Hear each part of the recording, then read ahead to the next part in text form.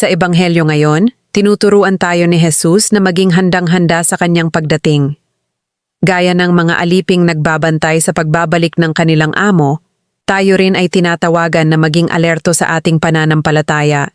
Hindi lang sa panahon ng kaginhawaan, kundi lalo na sa panahon ng pagsubok, ang tunay na pananampalataya ay hindi natutulog. Ito ay laging gising at handang tumugon sa tawag ng Diyos anumang oras.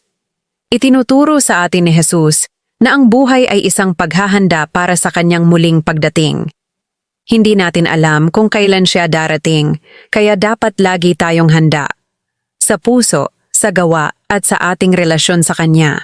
Ways to apply in daily life. Magdasal araw-araw bilang tanda ng pagiging handa at malapit sa Diyos.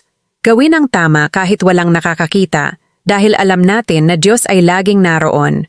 Magpatawad agad at huwag mag-ipon ng galit o tampo. Tumulong sa kapwa at maging instrumento ng kabutihan. Prayer. Panginoon, turuan mo po akong maging handa sa bawat sandali ng aking buhay. Naway palaging nagniningas ang ilawan ng aking pananampalataya at sa oras ng iyong pagdating, matagpuan mo akong tapat, mapagmahal at handang sumunod sa iyo. Amen.